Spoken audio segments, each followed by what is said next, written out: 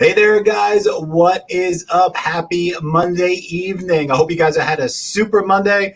Big shout out to our teachers here that started their pre-planning already. I saw the pictures on Facebook and on Twitter and on Instagram and all the social media. So depending on where you're in the country, obviously you're thinking, what the heck is this guy talking about? We don't have to go back yet for a couple of weeks. But depending on where you're at, some schools had to go back. So hope you guys having a safe, good day, getting ready for your first day with that eventually is coming around the corner. So it is another Monday. It is 6 p.m. Eastern Standard Time. So welcome with Deets and Dr. A. I hope you guys had a great weekend. My wife and I and our 1-year-old, and we took our 10-year-old niece to up to the mountains in Blue Ridge. And that is I want to share a little picture here. That's my son, Alex. That was on the way up, and this is on the way back. So we had a very fun time. We went on Wednesday. We came back last night real late. So we went to the mountains. He saw a lot of cool things. Who knows if he knows what's going on to begin with, but it seemed like he had some fun. So we got another superb show here for you today. Before we bring on our next rock star teacher, let's bring on our executive producer, Matt. Say a quick hello. Where you at, Matt?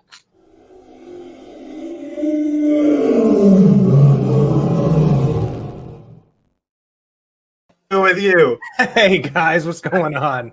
All right, we got a new thing going here. What's the day of the year here? What's a special day today is World Lion Day. So World Lion. There you go. That's what it is. Dressed up as lions and stuff like that. No, sure. Simba, tigers and bears. Oh my! All right, very cool. Yes, so let's get to it. All right, thanks, Matt. Thanks for all you do. He's in the background there. We'll go pop him in once in a while. So. Here at the Learning Liaisons, welcome. We want to provide teachers and parents, depending on the topic, teachers the relevant, engaging professional development training that you deserve. So enter the Deets with Dr. A. We started on June 1st, 2020. A wide array of topics, not all certification like we specialize with our courses, but we're doing professional development training. We've had stuff on edtech tools, distance learning, cyberbullying. We've got a lot of cool stuff going on. But what's coming up next month? Matt, can we throw up next week's guest on the screen real fast?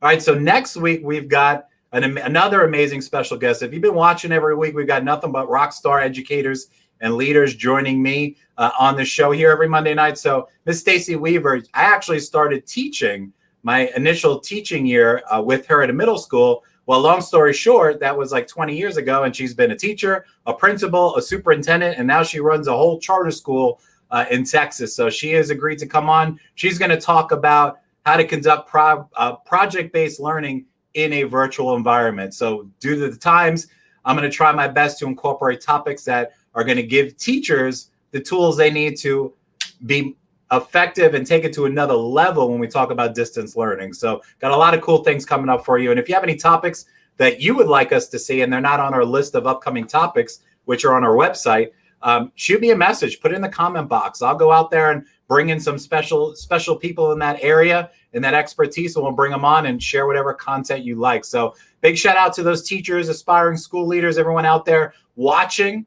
So we got another great episode here. And before we bring on our next guest for today, real quick, we're teachers all about sharing. This is free value for you guys. We want to do this to help you guys out in the classroom and beyond. So do me a quick favor. If you're watching live, go ahead and take a screenshot and post it on your social media, hashtag the Deets, or grab the URL. If you're watching the recording on our YouTube channel, grab that URL on the top of the screen and post that bad boy on your social media channels, whether it's Twitter, Instagram, Facebook, whatever it is. Go ahead and share that, because we're trying to help out as many teachers as we can every week.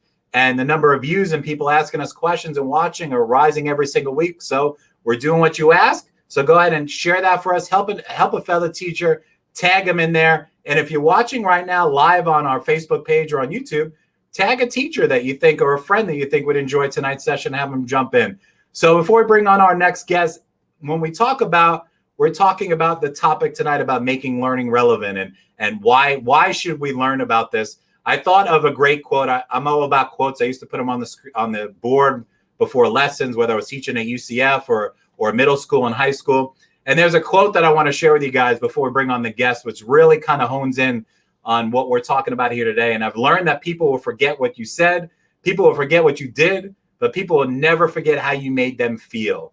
And that's a Maya Angelou quote for you there. And that really plays into what we're going to talk about here today. So back when I started teaching. I taught middle school for 5 years, high school for 5 years. And when I taught in the high school in Lake County, there was a teacher who was really friendly, so to speak, but I knew who she was, and she was a colleague, and she was the chair of the science department. But that was way back in the day, and she has gone through so many amazing experiences, and I can't wait for her to share those with you. And we're going to tackle some great discussion questions and talk about how to make learning relevant and how to bring in those outside experiences, because we all know as educators, we want to teach in a way that shows our kids that this is really important and they need this stuff in life. Not that it's just about being on the test. It's not like this stuff here. Why do we have to learn all this stuff? I'm sure you've had that question thrown at you if you're a teacher, and I'm sure maybe you thought that when you were a kid. So we're going to change that. We're going to give you some great tools and insight on how to become a more effective teacher. So let's bring on today's guest, Ms. Rhonda Brown. Are you with us, Rhonda? I am. Hello. Welcome, Rhonda. So thanks for joining us on this week's episode. So before we jump into our discussion questions, why don't you share a little bit about yourself, your journey in education, why you do what you do? Let's share.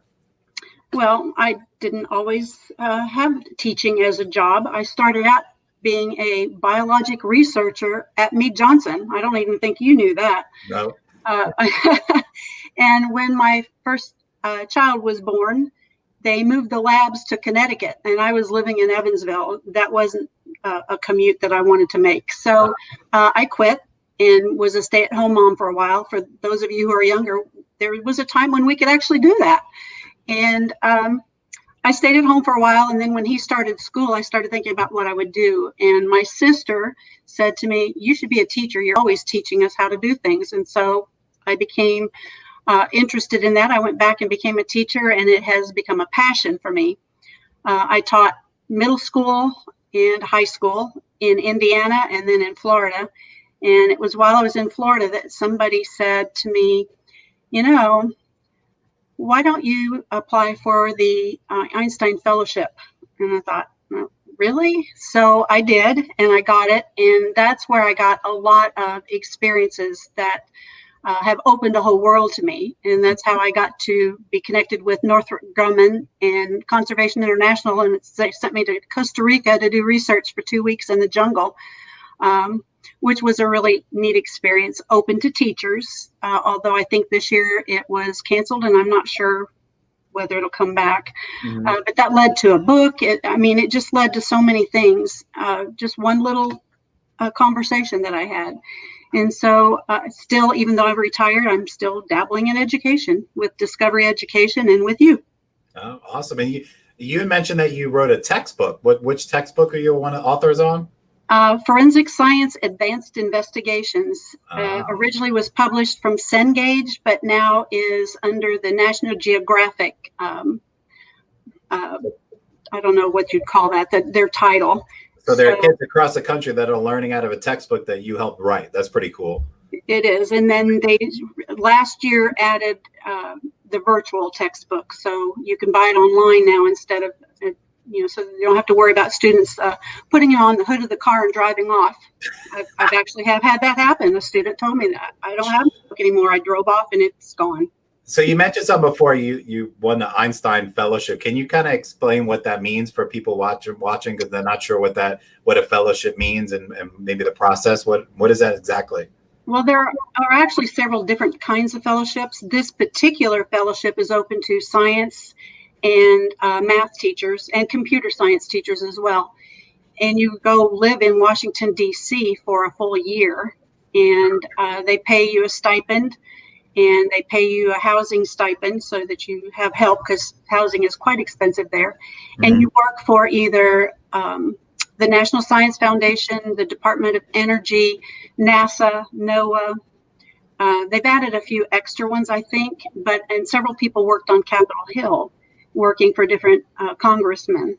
So very cool. It's basically a 1-year professional development for teachers that allows you to go to a lot of think tank meetings and in some cases be part of the discussions for policy.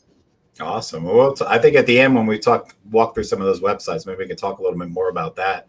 So very cool. So a lot of opportunity. Bottom line is there's a lot of opportunity for people out there, teachers. You just have to know where to find them and what to do. So we're going to share with you guys towards the end some examples, some websites that Rhonda's going to point out for you guys towards the end of today's session. So hopefully you guys stick around. If you're watching the recording, you can check that out at the end as well. So just like every week, we got a series of discussion questions that myself and Rhonda came up with, and we're going to talk about a lot of cool things here and get to some specific tangible examples that you as teachers can kind of search out yourself as well. So starting off easy, because this is basically what we're talking about here today in essence, is Rhonda, have you ever heard the question, you guys who are watching live or even watching the recording, have you guys ever heard the question from a student, when am I ever going to use this in my life?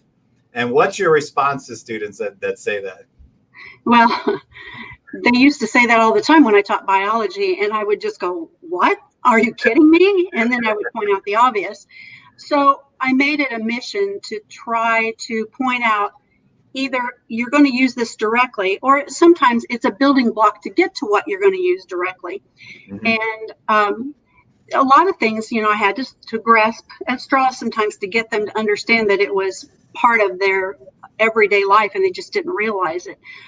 Same thing with math, because science has a lot of math in it. And they go, why are you teaching math? Or why are you teaching reading? Or why are you teaching writing when this is a biology class? And so I would explain to them how they were all interconnected, which is a big thing right now. But back then it was not. And so I would point out the obvious to them, and then eventually they would be able to point it out to me. So it was really cool. I did have a student one time tell me, he said, Miss B, every time I leave your class, I feel like I need to go home and take a shower, because I would talk to them about viruses and bacteria and food poisoning and a lot of other things, because you can get pretty gross in biology. But I found that the grosser I made it, the more they paid attention.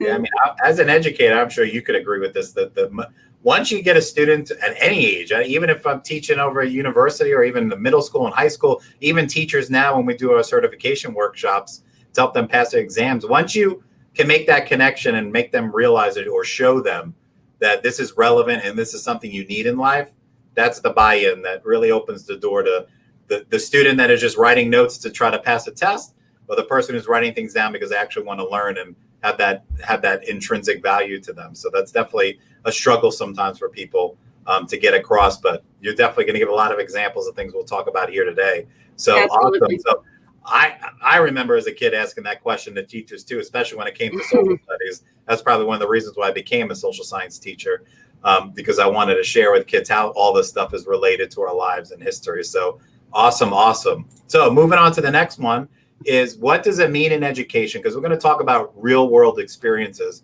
What does it mean in your own words when someone says to create real world experience in the classroom? What does that mean to you? Well, I think real world, a lot of people have the misconception that real world means that how is it incorporated in the big picture. But, you taught in Lake County, that we have students who've virtually never been out of Lake County. So their world is very narrow. And then you have other students who came from affluent families who travel all over the real world. And so their real world experiences are quite different. So I think for each person, you have to kind of judge what your students feel is their real world. And if their real world is very narrow, then real world could be the school. And something that would apply to the school. So bring in a lesson that would incorporate the community, whether that be the school community or their city or town that they live in, or their state, or even bigger. So a lot of times it's a very broad meaning for real world. But basically, to me, it means something that's relevant, not to you as a teacher, relevant to the students. So what would you say to a teacher that says, if you're having this, let's say you're sitting in front of a group of teachers and one of them raise their hand and go, Rhonda, I get that, but how am I supposed to know what kind of experiences they have? What would you tell a teacher who has that question? Ask them. Yeah. Ask them. They're not shy about sharing.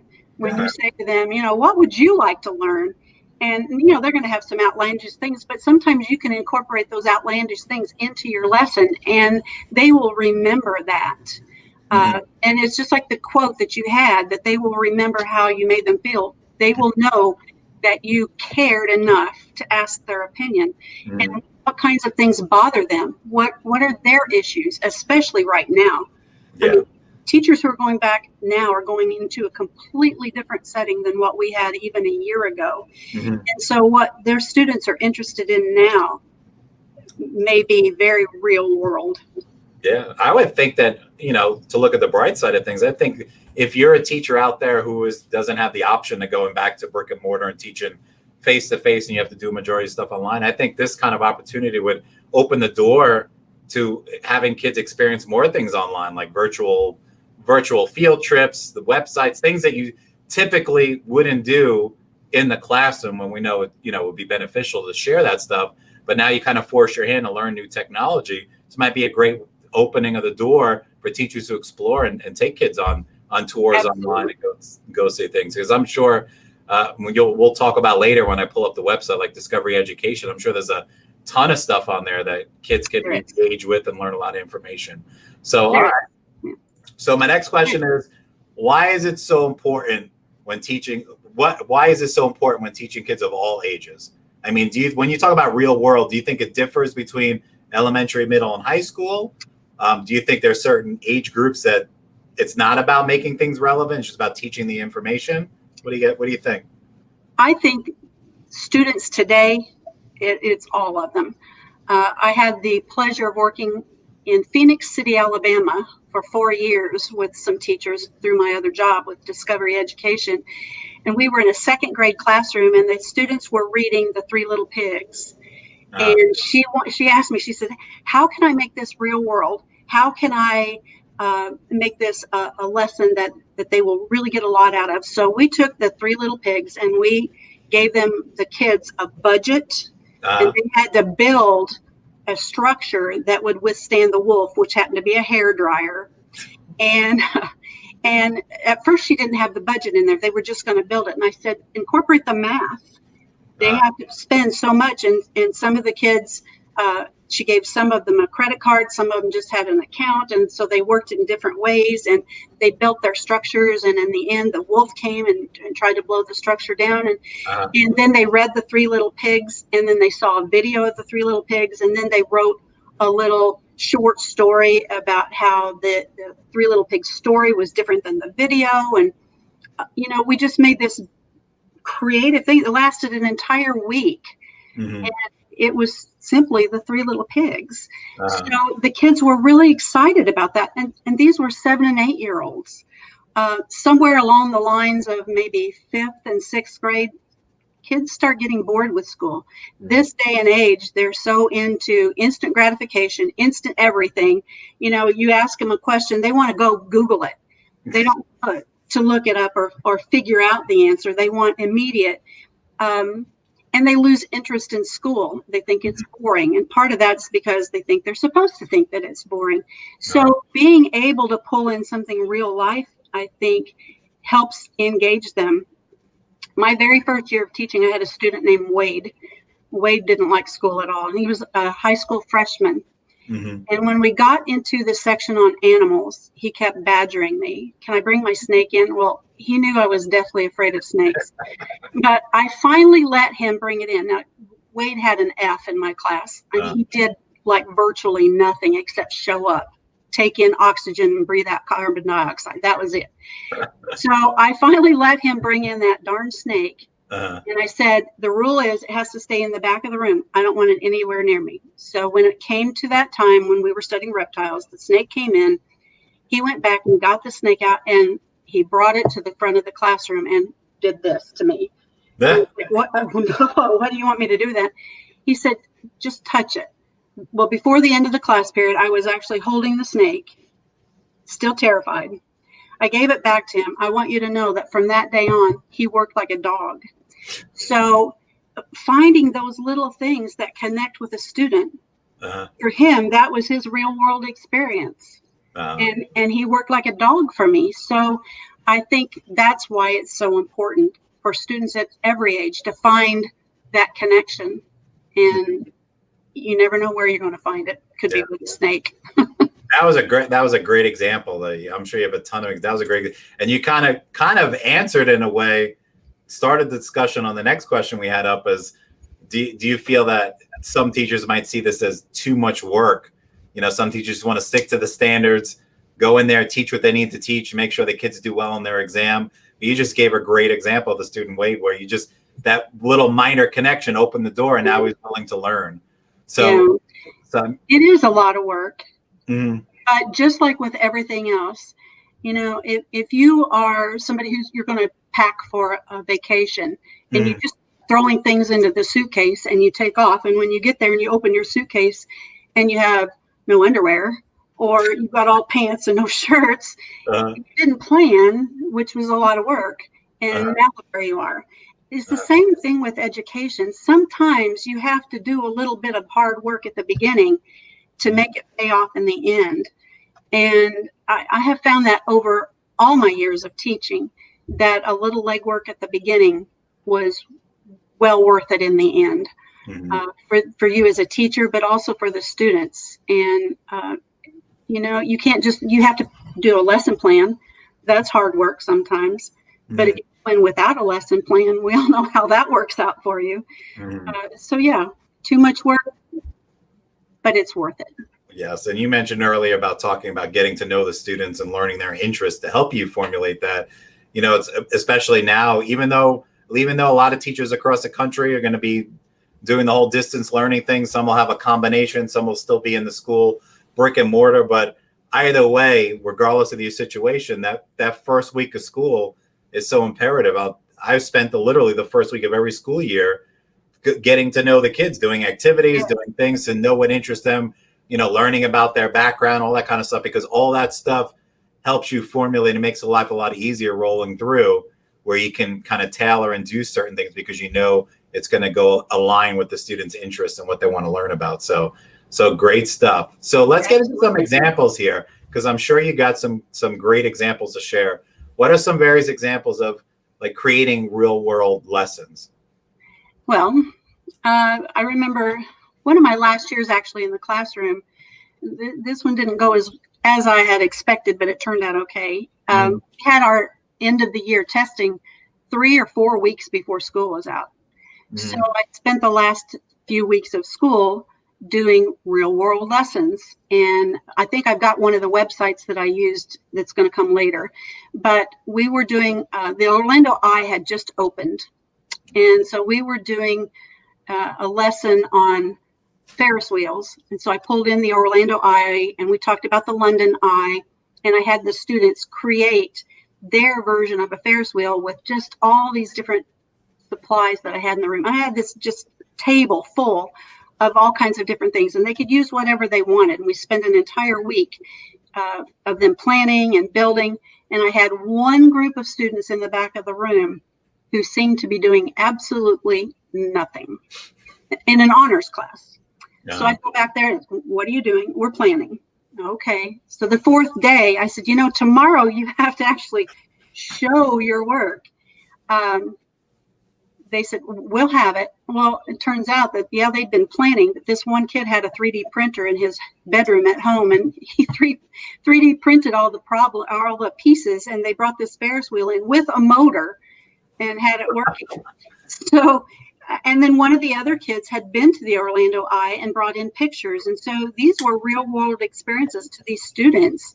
And it was just a very cool lesson that didn't quite go as planned, but it still was a learning experience for everybody and for me as well.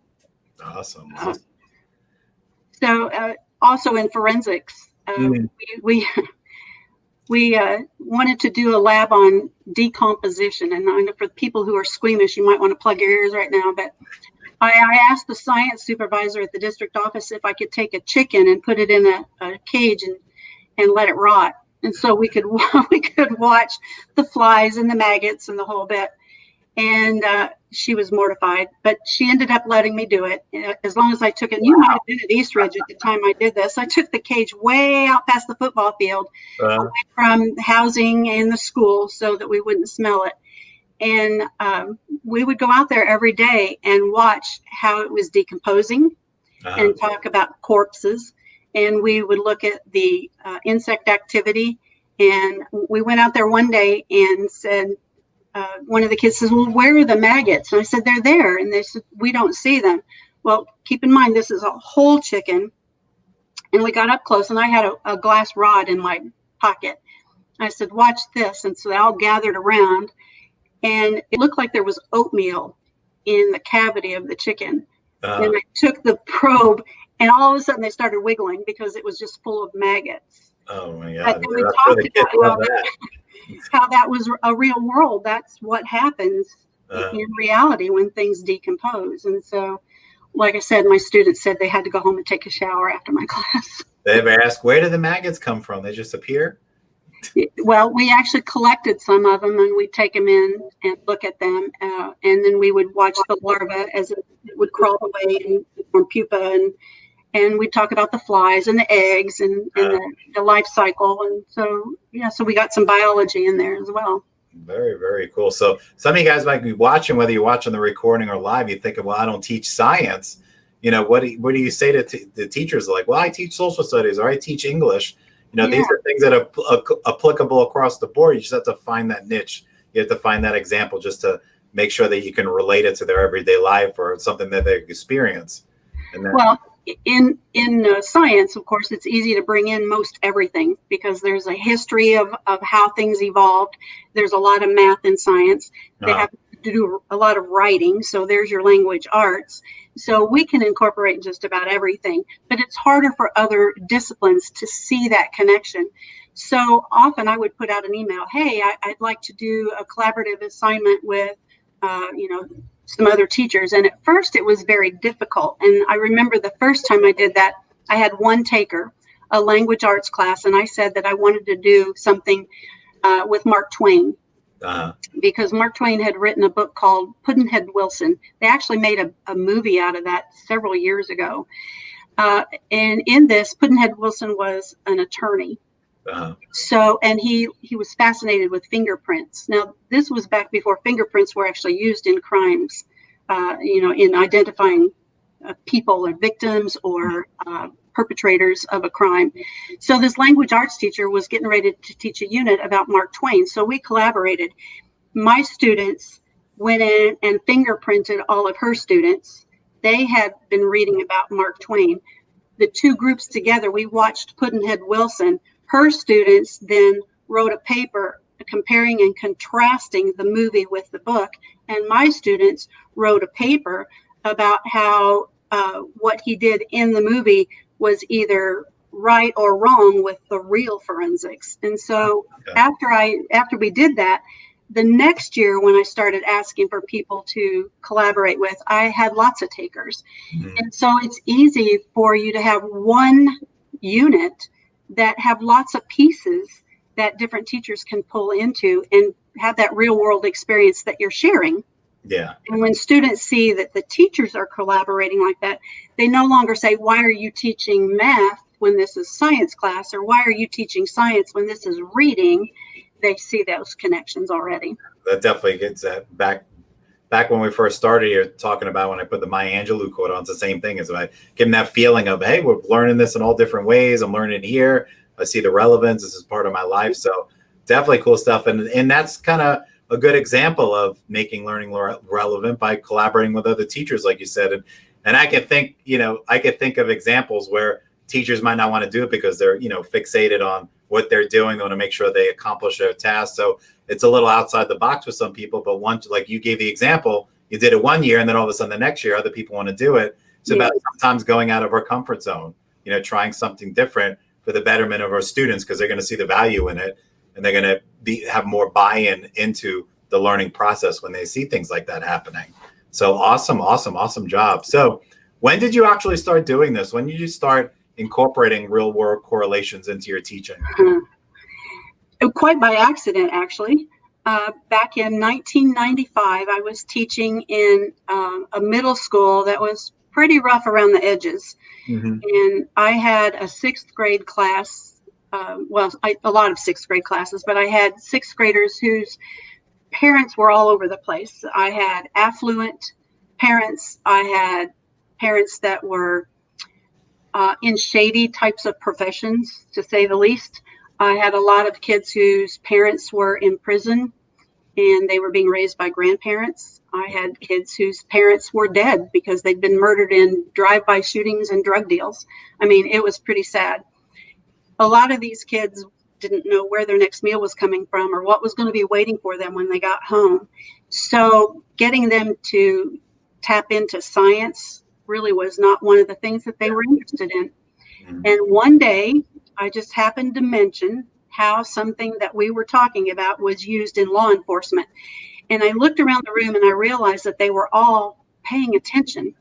And when I got through with the story, then all the hands started to come up. Tell us another story. So for the rest of the school year, I would bribe them. If you do this, then I'll tell you another story. And at the end of the year, we had a 4-week unit on basically crime scenes, and we staged a hamster napping. The kids they did hair analysis, fingerprints, they did stride length, and each student created their own portfolio that basically described them in all these different ways. And then I chose one student, unbeknownst to them, who was the criminal. And the students then, with all of the evidence that I gave them, had to decide which student actually created the crime. Oh, wow. It was so popular that I did it for every year that I was there.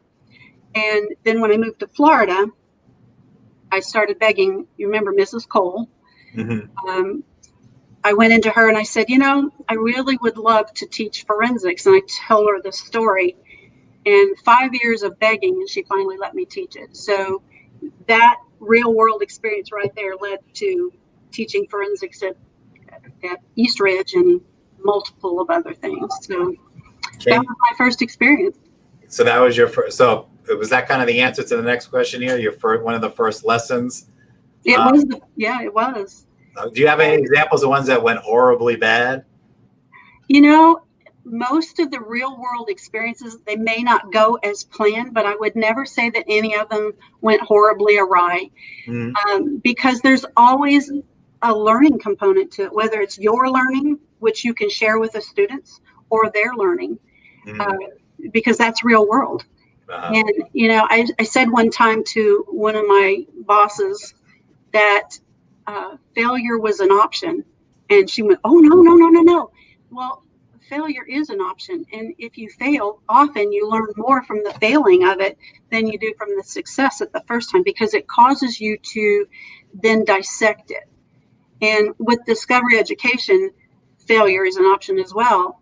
But they say that fail is a first attempt in learning. And so I really like that, because even if real world does fail, you can change that into a learning experience, which is real world. Awesome. So let's go through some examples here. Well, my first question is, where can teachers go to get experiences to bring back to the classroom? Because obviously not everybody has your background, because you were working before becoming a teacher. So you were able to, that's right. You said your Costa Rica research, was that before teaching or after you started teaching? That was 5 years ago. That was 5. Oh, there you go. So it was after. So not a lot of teachers have the experiences, but they want them. So where can teachers go to get experiences?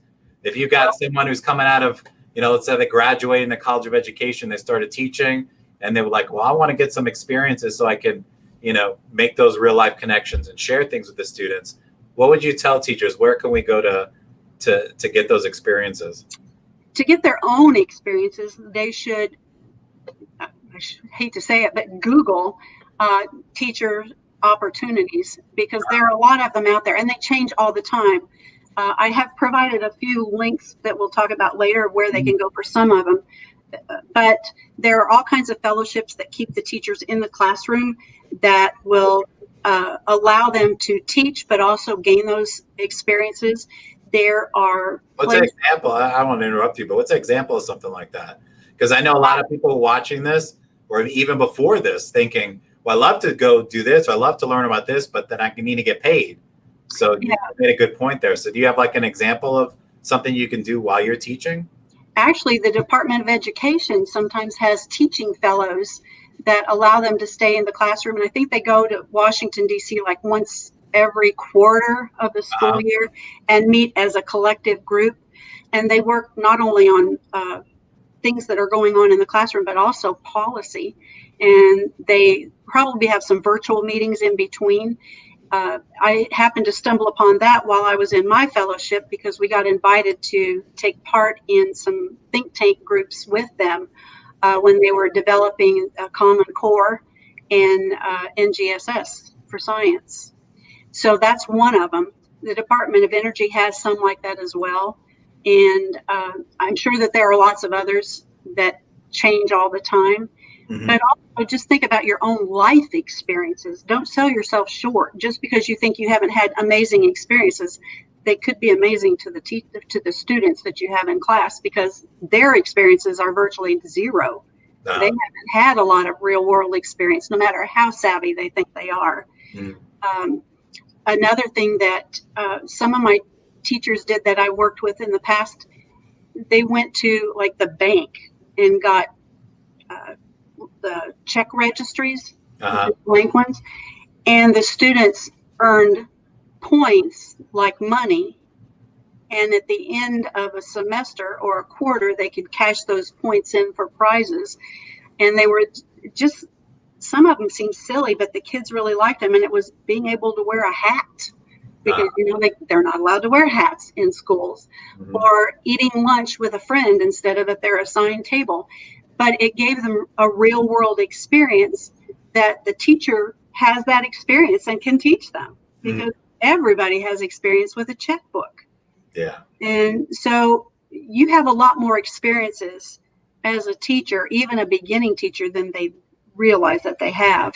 Mm-hmm. But there are lots of ways that that they can get those experiences from different companies, different organizations.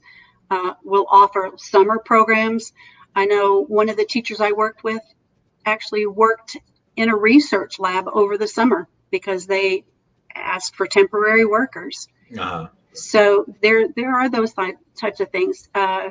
Language arts teachers can work with companies that are grading essays, whether it's AP essays, SAT. I don't know if they still do those or not. Back when I was taking them, they did an essay portion. Yeah, it's optional, I believe. Okay, I didn't know. I haven't taken one in 100 years. So those kinds of things are very relevant in our real world and are things that just about everybody has those kinds of experiences. Yeah, I mean, you've gone through a lot of different examples since we've only been talking for 40 minutes or so that give people a perspective of what this means. Because the big thing I want people to realize is that when people think about real world experiences, think of projects and things like you talked about, letting the rooster rot or going here and doing this elaborate project, but it's not always about those big things. It's just, it could be little small things as long as you're relating it to things that are stuff that they'll experience in life, stuff they're experiencing now. It's all about making that connection, because I'm sure you could attest to that. Probably, I would say, for at least the last 10 or 15 years, the big buzzword and phrase in education is how do you make learning relevant, right? How do we make those connections? And like I said, it's not about those big, massive projects to get people to do things. It's just about those little things that you do every day to do your best to make that link to what you're teaching right now, whether it's algebra or writing an essay or learning about the Civil War or whatever it is, to make that connection so they get that buy-in and their understanding on why it's important to understand that. So absolutely. Very, very cool stuff. So at this point here, what I want to do is you gave me, we've got 1, 2, 3, 4, 5, 6, 7 great website links. I think Matt's got them loaded in the comment box. So we'll throw them in the comments for those people watching the recording as we go through these.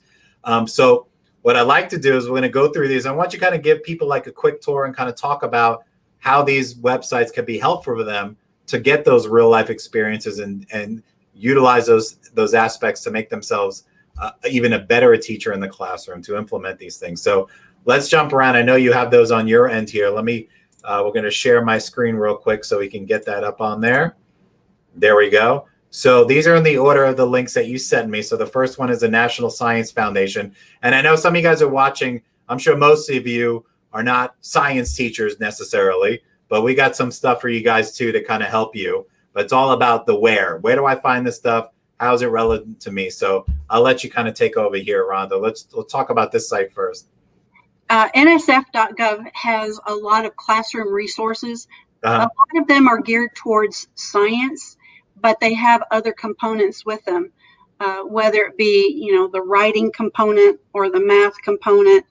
So there are lots of resources there. I think I gave you a second one with NSF too that has resources that are just for teachers. But when you click on those resources, unless they've changed it, you used to be able to filter and click on certain ones.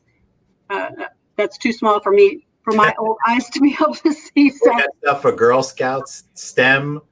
They talk about there's activities here for different universities put out stuff for a lot of the stuff I'm clicking on now is for STEM. But a lot of universities, and actually NSF is really good about this, when they want money or research, they have to include a component for education. And NSF always includes a teacher or two on the panel discussions to decide whether those universities get money. And the teacher gets to say, that's a great idea, but it'll never work in the classroom, and this is why, if you would do this. So that's where a lot of these resources come from. They're ideas from teachers that have been put in place from those universities. So you can click on those and find a plethora of information. Yeah, I'm looking right here while you're talking about it. I go to the funding section, opportunities for K through 12 teachers, and something jumped out to me, Arctic research opportunities. So if you're a teacher and you want to go down to the Arctic or up to the Arctic, I don't know where is that, which direction. They actually go to Antarctica. They call that polar trek. Oh, wow. They used to. And one of the Einstein fellows that I worked with my year there would go every year to Antarctica. Her name is Jean Pennycook, and she's written a book called Waiting for Joey. Joey was a penguin. She studied the penguins down there. She also will do Skype, probably something different than Skype now, but she used to Skype with elementary and middle school students when they would talk back and forth about penguins, and she would send them postcards that she made from pictures of the real penguins that she had. So even if you can't do the polar trek, sometimes you can connect with the teachers who are and bring that back into the classroom.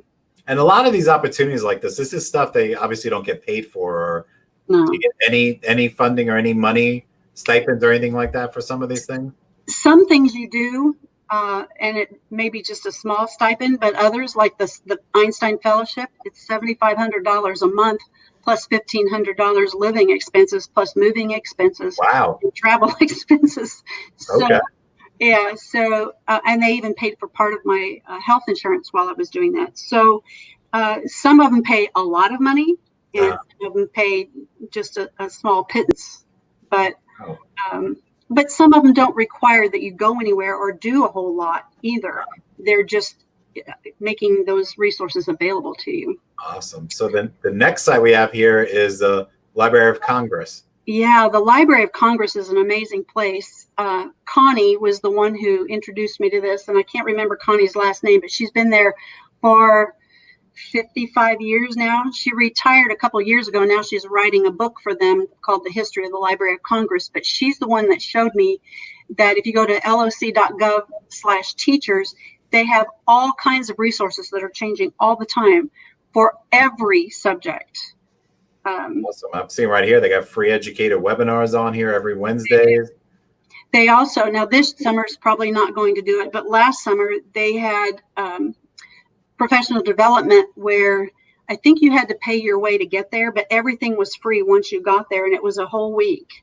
And they had all kinds of guest speakers and like maker spaces. You would go in and actually do the things so that they would teach you and model it. And then there were breakout sessions. It was just very cool for an entire week. And of course, then you got to go see a lot of things in DC, and you got introduced to the Library of Congress as well. Awesome. And so for you teachers out there, obviously with science too, but all the other subjects, you can go here and find stuff. And this is great activities. You could have kids go on here and go through some of these videos. There's I'm looking at right now. You guys see it on the screen. I mean, there are already PDFs and activities here that you can do with your students, and you can organize this and do this in your classes online, or you're meeting in Zoom, talk about this stuff, or even if you're in the brick and mortar, there's a lot of stuff here that's definitely easily accessible for you and already laid out for you. So obviously research it ahead of time, but there's a lot of cool stuff here. Just at a couple of minute glance here, for you guys. Yeah. If anything, it's overwhelming because there is so much. Yeah, definitely. Because a lot of people, especially our new teachers out there, like, I'm trying to scramble, find new things, find cool things to do with the students. Well, here you go. Here's some great websites to take a look at this summer to kind of put together some plans of attack when you start teaching and get with your kids. So the next site you share with me here is Try Engineering. Try Engineering is great. Now, a lot of teachers will think, well, I don't teach engineering or I don't teach math and science, so I don't need this. But Try Engineering makes it very simple to basically incorporate just about anything, because they have all levels, all subject areas, and you can filter by subject, by grade level. It has the lesson plans, it has links, it has background information for the teacher, it has projects, it has like a research component. So there's something for everyone there. And that's where I actually got the Orlando idea, was from tryengineering.com.org, sorry. And then for teachers that might think, well, is this aligned with the standards and benchmarks I have to teach? And your answer would be yes. They are. I don't remember now if they specifically outline them. I think they're probably aligned to Common Core and NGSS, as most things are. But I know a lot of states are using those. States like Florida, we don't, but our language arts Florida standards and our math Florida standards, as well as our science standards, look really similar to Common Core and NGSS. As a matter of fact, it's like you have to search to find out how they're really different. Awesome. What about NASA? You sent me the NASA link here. Yeah, NASA has a lot of lesson plans and lesson ideas for STEM. And again, STEM is a misconceived notion, I think, and I think that's one of the things we talked about. What are the misconceptions? So let's just lay it out here right now. Just because you teach science or math does not make you a STEM teacher, but just because you don't teach those doesn't mean you're not. Science, technology, engineering, and math incorporate just about every discipline you can imagine. I know when I was teaching science, we always had a history component. There's always math in there. It has the real world built in. Engineering, if you're doing any type of problem solving, it's there. In a lot of districts, they incorporated the arts with STEAM, although I feel like that's already there inherently. And I think we talked earlier that in Orange County, where Orlando is, they have streams, which is science, technology, reading, engineering, arts, math, and social studies. So basically they realized that it's everything. And STEM is one of those things that's been around forever. We just now have a name for it. Good teaching has always been STEM. That's a good quote right there. You should trademark that. Good teaching is always STEM. I like that.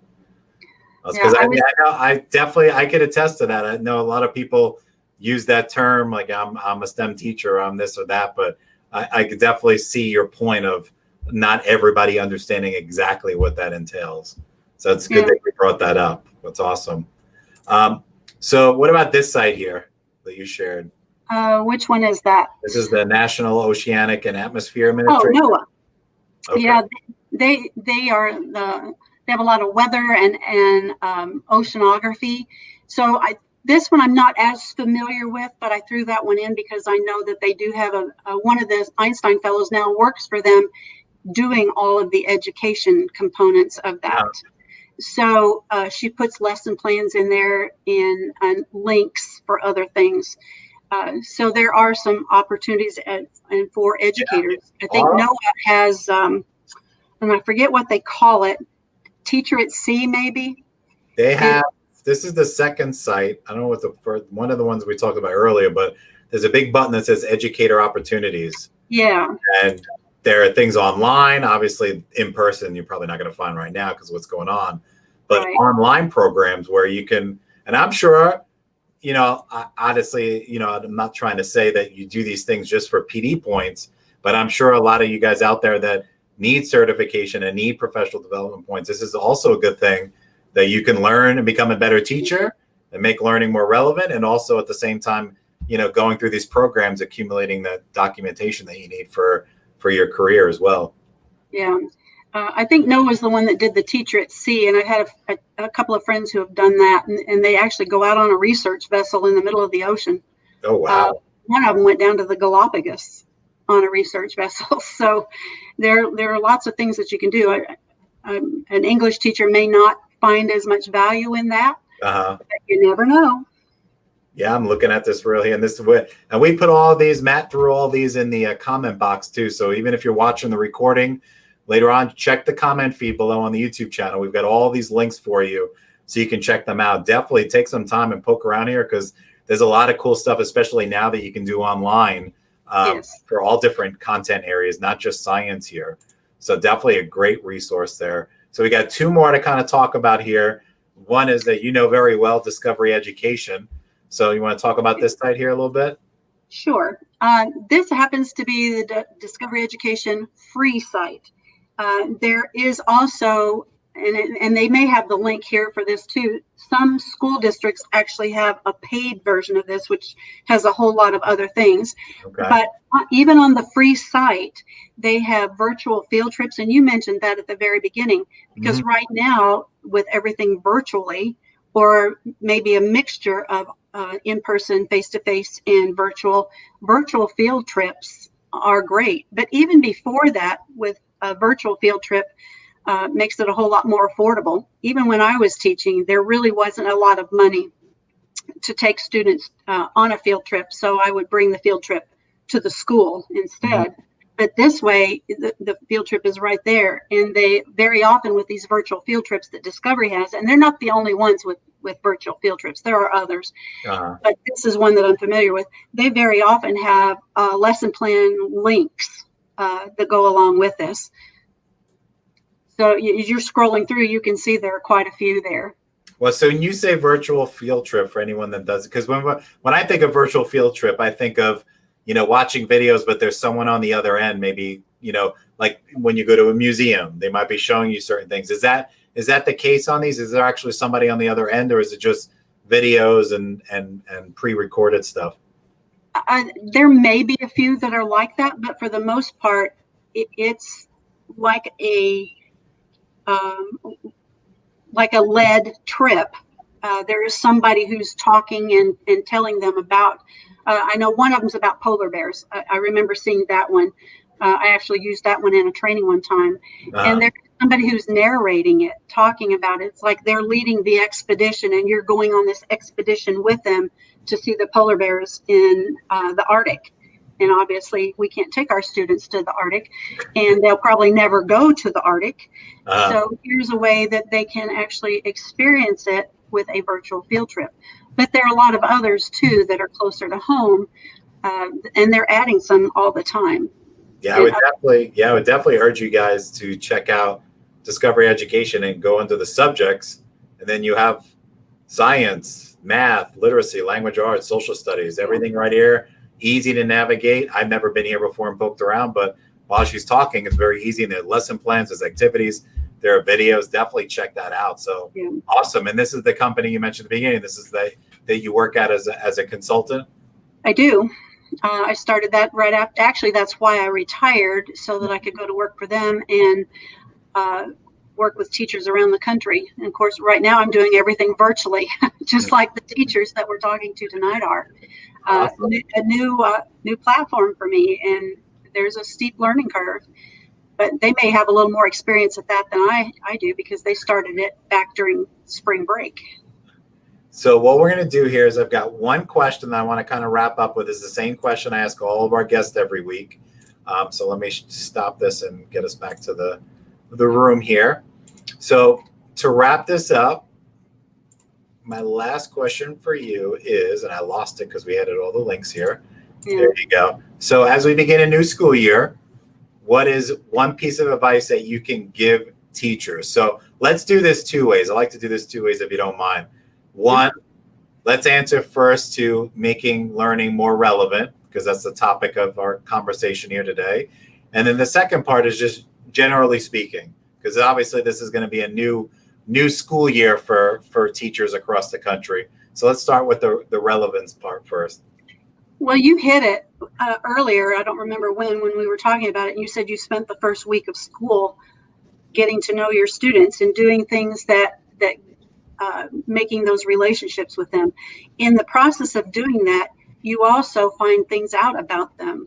And in finding out what they're interested in, that you can then pull in the relevance, just like with Wade and that darn snake. I will never forget that kid. And that was in 1992. So obviously I have never forgotten him. You have to find every student's snake, basically. I've said that so many times. And once you've got that, then it's easy to pull in those relevant pieces because you can hit them where they are. You got to learn even when I teach undergrad or grad students at UCF and talk about these people, the undergrads especially, getting to know your kids, because I will never forget. There's a lot of examples like that, but the one biggest thing, and like I said, we know each other because we taught in the same school district. But if you're not from Florida and don't know, the school district we taught at was literally, what would you say, 20 minutes from Disney World, 25 minutes? Probably, yeah. And I'll never forget talking about Disney World. I don't know what the conversation was. And half the kids in this class, this is middle school, never were there, and they lived there their whole life. So you can't just assume that kids have experiences. This is Disney World 30 minutes down the road because it's expensive and not every family can afford to spend $100 a person, to go into a park for a day. So little things like that, you got to open your eyes and understand, especially for our pre-service teachers, undergrad students going out into the real world to teach. You never assume that the kids that have experiences, sometimes you have to create them for Absolutely. them. So, all right. So on the flip side of that, what is your advice to teachers going into this new school year with the whole distance learning and the new normal, as the phrase goes? What would you say to teachers? Well, as you and I discussed earlier today, somebody told me today, don't be afraid to screw up. And I kind of laughed at that, but it's true. And in the classroom, when I would talk about certain things and make a mistake, and sometimes the students would catch you, it's okay to mess up. That's also real world. What do you do with it? It's how you handle how you messed up or when you messed up that really is important. Yeah. If you get flustered and upset and meltdown, that's the way your students are going to react. But if you just say, oh my gosh, I messed up, that's my first time today, or that's the 20th time today, or I would tell the students, oh my gosh, that's the first mistake I've ever made in my entire life, and just laugh. And they would laugh too, and we would move on from there. It's never going to be neat and clean and tidy. Teaching is messy, and you just have to get used to that. And actually, I preferred it that way. Yeah, you don't want to be.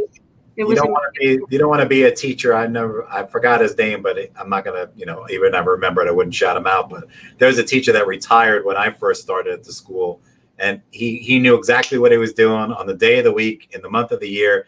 And the person like that, they're not making mistakes because it's all about being creative. It's all about being engaging. It's all about turning things around and doing things a different way to reach your kids and meet your kids. So definitely great advice, Rhonda. So I want to thank you for spending some time with us here on a Monday. Thank you for asking me. Awesome. So it was amazing. You did an awesome job. So hang out for a minute while we wrap this up. So thank you guys. Another Monday session here. We want to thank Rhonda and all the people watching live or watching the recording. So real quick, before they wrap this up, let's throw up next week's guest real fast. Matt, can you throw that up? So like I mentioned in the beginning, we had a lot of people come on after we started. Every Monday, with the exception of the holidays. I had one school district. I have an HR department coming on in September, and I don't even realize the holidays half the time, so they had to correct me. So other than holidays, we are going to be going every Monday night at 6 to 7 p.m. Eastern Standard Time.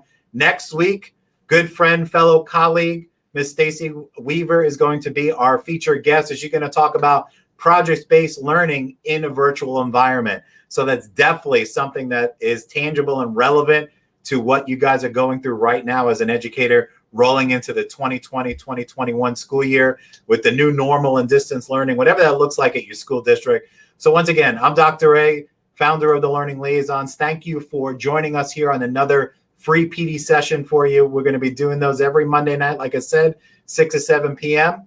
So with that being said, have a great rest of your Monday night. Have an amazing week and a rock star weekend, and we will catch you next Monday night at 6 p.m. for another episode of the Deets with Dr. A. Have a great night, and we'll see you next week.